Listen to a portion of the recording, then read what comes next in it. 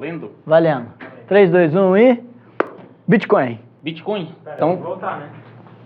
Então vamos falar de Bitcoin? Bitcoin, vamos lá. Cara, então a primeira coisa que eu vou pedir é para você me explicar o fundamento de Bitcoin. Eu já ouvi falar de outras moedas que tem algum tipo de fundamento por trás. Então a ideia da moeda que eu ouvi era: você cede um espaço no HD do seu computador para fornecer armazenamento, e aí várias pessoas no mundo todo fornecendo um pouquinho de espaço, vira meio que um grande armazenamento, uma grande nuvem que todo mundo pode pagar para usar, e você recebe um pedacinho desse pagamento. E esse processo para poder fornecer o espaço no seu HD e juntar com o de todo mundo era feito por meio de uma moeda específica que eu não lembro Chia. qual era.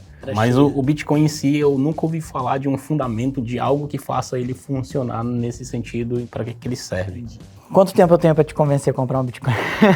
Vamos lá. O valor do Bitcoin está relacionado ao que ele oferece como serviço. Então a gente tem que entender o que ele oferece como serviço e a gente tem que entender o ecossistema dele. Para a gente analisar o fundamento dele, é como se fosse analisar uma ação de uma empresa, né? Ou seja, uma vez perguntaram para o Warren por que ele investia na Gillette. E ele falou: porque os homens fazem barba e vão fazer barba para sempre. Isso daí é o que ele dizia. Ele está enganado, porque você não faz a barba. Hoje em dia os caras estão deixando a barba desse tamanho. O Bitcoin, ele oferece um meio para as pessoas escaparem da tirania do governo. Foi feita uma pesquisa com pessoas de mais de 60 anos e a maioria acredita que deixar o dinheiro delas no banco é uma coisa segura e elas confiam na economia. A mesma pesquisa foi feita com pessoas abaixo de 24 anos de idade. Quase 50% já não confiam nos bancos. Isso não quer dizer que elas confiam no Bitcoin, tá? Mas elas já não confiam nos bancos. Só que a questão é que a única alternativa que existe para sair do sistema fiduciário hoje é através das criptomoedas. O Bitcoin, fazendo uma analogia, ele é como se fosse o ouro antigamente para as moedas fiduciárias, era o lastro.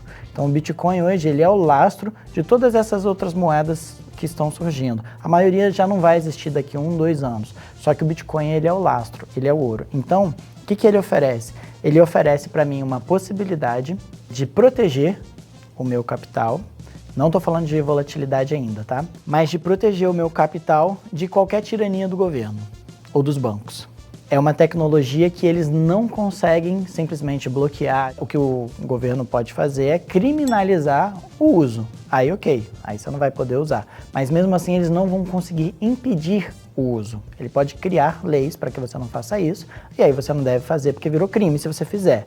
Mas eles não conseguem impedir. Já a moeda fiduciária, por que ele é uma alternativa à moeda fiduciária? Ela deixou de funcionar como deveria em 1971, que foi no acordo de Bretton Woods, quando ela perdeu o lastro no ouro, e o lastro passou a ser simplesmente no quanto que a gente confia nos políticos, basicamente. Mas aí não fica uma coisa parecida, porque acaba sendo que o Bitcoin ele só vai valer enquanto as pessoas confiarem nele.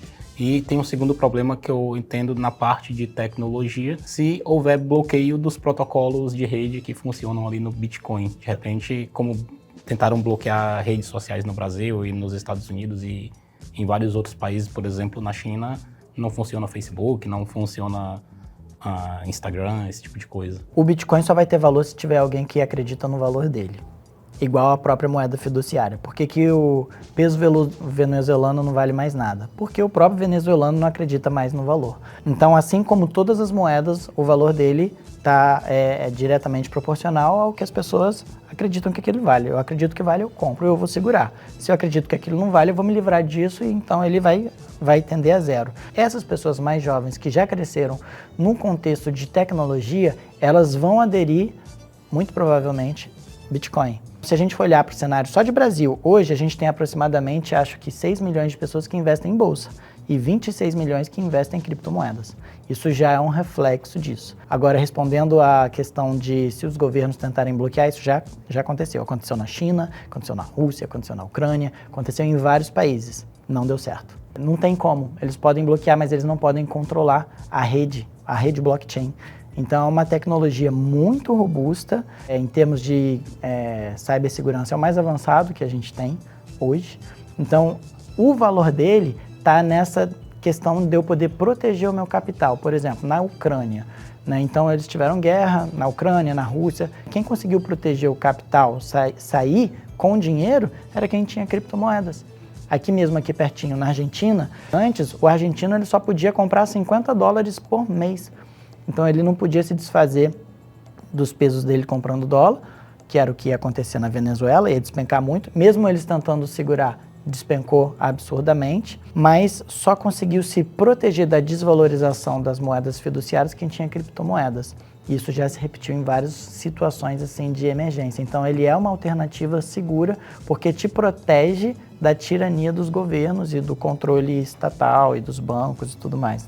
Esse número que você falou de 26 milhões de pessoas utilizando me chamou a atenção porque uma das coisas que eu gosto muito, e acho que todo mundo sabe, é opções. E a gente já sabe que tem opções de Bitcoin, opções de Ethereum lá fora, e tem uma expectativa de chegar aqui no Brasil também. Você já viu alguma coisa sobre opções de criptomoedas? Ou... Já existem plataformas que oferecem opções de criptomoedas. Tem, por exemplo, a própria Binance, a Deribit. É muito parecido com o sistema de opções que a gente já utiliza na bolsa. A diferença é que a liquidação é sempre financeira, por enquanto. A fórmula matemática de como é feita a remuneração, os prêmios, é um pouco diferente. Vou te explicar, por exemplo, se eu compro opções de Petro, eu recebo o prêmio em reais, né? Por exemplo. Com opções de Bitcoin, eu recebo o prêmio em Bitcoins.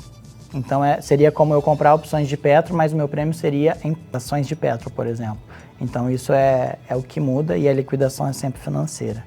O mercado de opções ele não pode ser utilizado para fugir da tirania do governo. O que te permite fugir da tirania do governo é um sistema que ele é descentralizado, em que não existe ninguém que tem soberania ou poder de mexer nele, que é a rede, por exemplo, o Bitcoin.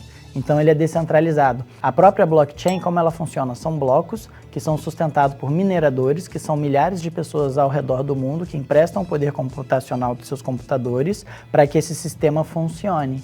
Então não tem ninguém ali que controla. E é open source, todo mundo pode ver o código. Ninguém pode controlar. Não tem uma pessoa que controla a demanda, todo mundo já sabe que ele é limitado, então ele não é igual o real ou o dólar, que de um lado entra papel e tinta e do outro lado sai dinheiro. A gente sabe exatamente a quantidade de bitcoins que vai existir quando todos os últimos satoshis forem minerados, que é 21 milhões de bitcoins, de unidades de bitcoin. Então, chegou a isso, acabou. Então ele é uma, digamos assim, uma moeda, se a gente puder chamar assim, que ela é deflacionária. Se eu segurar o real hoje, eu tenho certeza que daqui a um ano ele vai estar valendo menos do que o que ele vale hoje. O Bitcoin, eu não tenho certeza que ele vai estar valendo menos do que o que ele vale hoje, mas ele pode valer mais. Ele ainda não chegou a um grau de maturidade, um monte de gente ainda tem medo, um monte de gente ainda não conhece a proposta de valor que ele traz, que é proteção e segurança do governo, dos bancos, principalmente deles que a gente protege. Só que muitas pessoas, principalmente os mais velhos, eles ainda acreditam que deixar o dinheiro na mão de político e de banqueiro é seguro. Eu entendo que assim, você precisa ter uma tese de mercado pensando se o Bitcoin ele vai subir ou se vai cair e fazer uma operação de especulação no Bitcoin. Então, não entendo muito como uma proteção do governo, contra o governo, ou seja lá o que for nesse sentido. Porque, pelo que eu entendi do que você me explicou, o cara está querendo utilizar o Bitcoin para não utilizar dólar, para não utilizar real, para não utilizar uma moeda que é fornecida por algum governo. Já as opções, elas te dão uma oportunidade de talvez ter essa moeda no futuro. Mas como a opção ela tem um vencimento, ela tem um prazo de validade, pode ser que aquela sua expectativa para o preço da moeda não aconteça e acabe que você perdeu o dinheiro do prêmio, né, do valor que você pagou ali pelo Bitcoin. Eu não consigo enxergar isso como uma maneira de você se livrar do governo.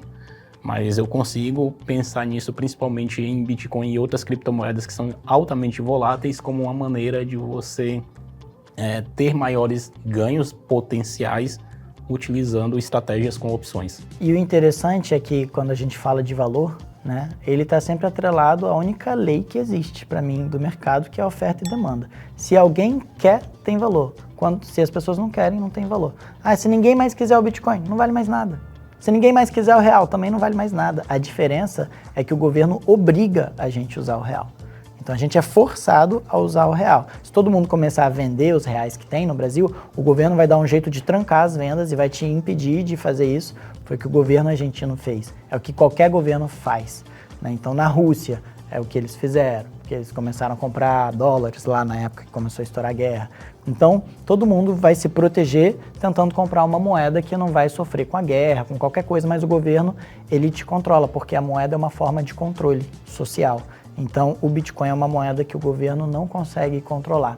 E a gente entende que, quando a gente olha para as massas e como as pessoas estão começando a ver o valor disso, isso se reflete diretamente, por exemplo, no valor das empresas hoje. Então, hoje a gente tem empresas como, por exemplo, a MicroStrategy, que eles compram Bitcoin independente do preço onde está.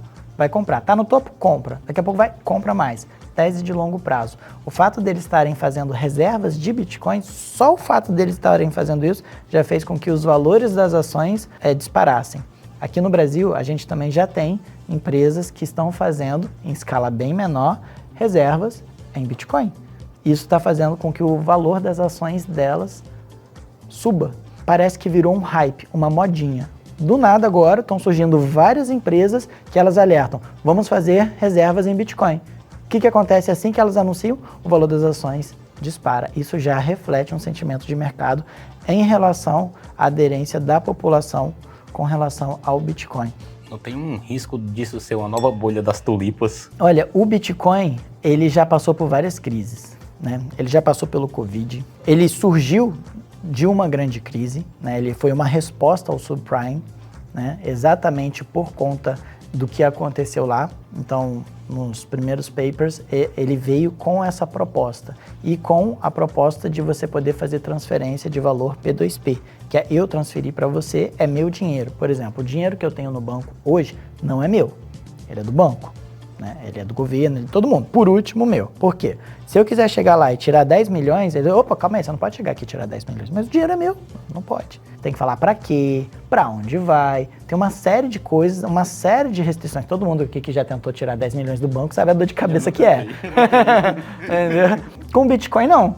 Com Bitcoin você tira, manda para onde você quiser, pronto, acabou. Ah, mas é dinheiro de bandido usado para crime. Assim como a moeda fiduciária também é utilizada para crime.